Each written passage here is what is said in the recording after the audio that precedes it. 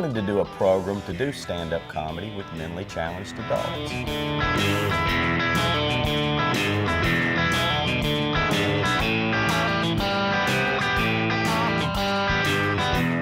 In New York, if you don't have a spank, you're crazy.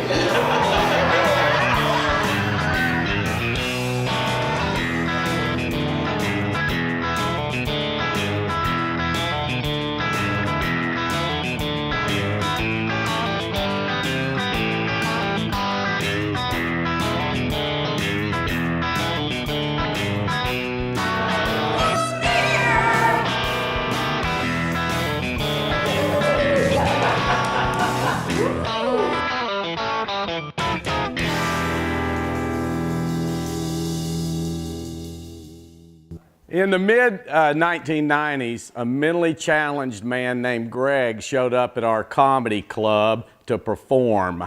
And he had a box full of props inspired by Carrot Top. And I thought, oh, I don't know, man. But then I thought, hell, I've known Carrot Top for years. He's mentally challenged. Let's give Greg a shot. We did, and he got up there for his first time on stage, and he was hooked, and he's never stopped coming back. Stand-up comedy is his true joy, and I wonder what his life would be without it. And I started to wonder if there were more Gregs. Every time I'd see him, I'd think, I should do something to open the door for more people like him, but I didn't. I thought about it, and I talked about it for years, but I didn't do anything about it. Not at all. Kind of fell into the same category as remodeling my guest bathroom. I thought, is this a good idea? Maybe. Is it going to be a major hassle? Probably. Am I qualified to do it? No. Could I? Yeah. Should I? Can I make a tea time to play golf tomorrow? Yeah, I could do that. Let's get on with my life. Well, since I'd decided not to actively pursue this reoccurring dream, guess what happened? It decided to pursue me. And in the most effective and almost devious way, through my wife. Yeah. Pam got a call from the director of Special Olympics wanting to do some sort of fundraiser at our theater. And she said, what a coincidence you called. Les was just getting ready to call you. He's got a program he wants to do with some of your people. I needed the push. I realized at that moment that, you know, when I get a wonderful idea and it just won't go away. And you can call it the inner voice, divine inspiration, enlightenment, a calling, my wife, whatever. I should find the way. But as it happened, the way found me. Before the first workshop, I got some great advice about working with people who are mentally challenged. I was told they understand way more than you think they do.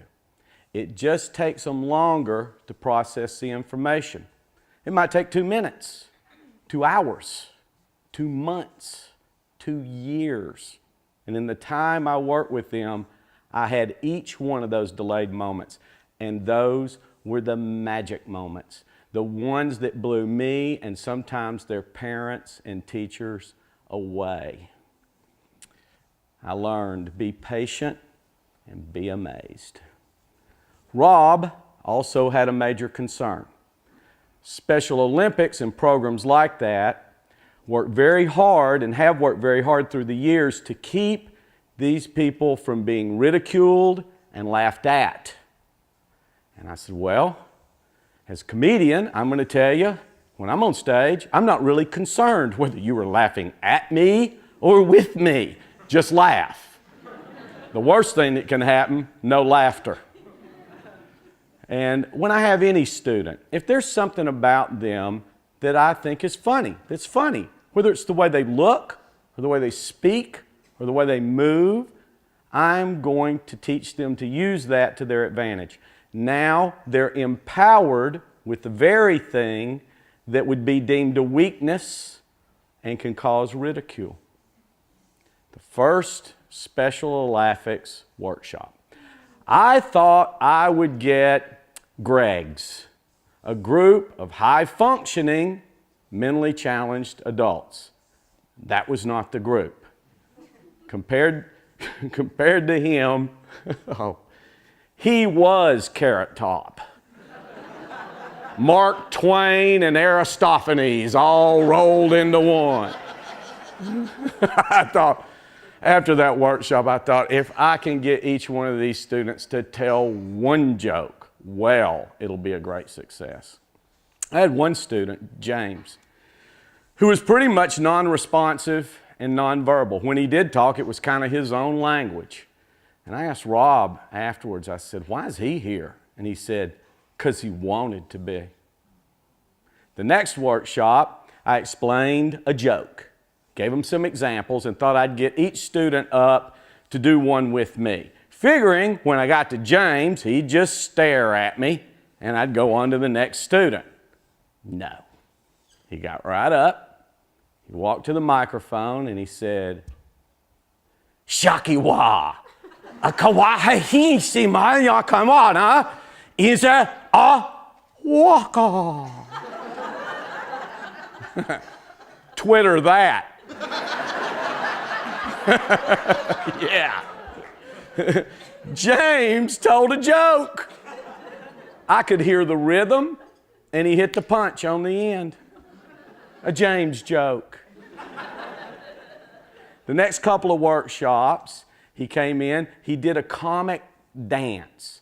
Nothing verbal at all. The next workshop, after he finished his comic dance, I said, hey, big round of applause for James. And James goes.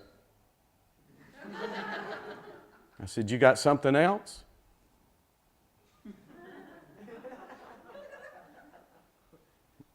Okay.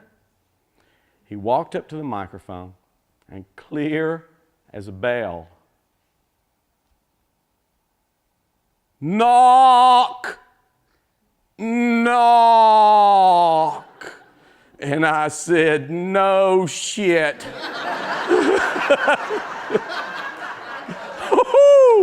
I cannot wait to find out who the hell's there. Wow. The entire class yelled, who's there? And James said, Shakiwa.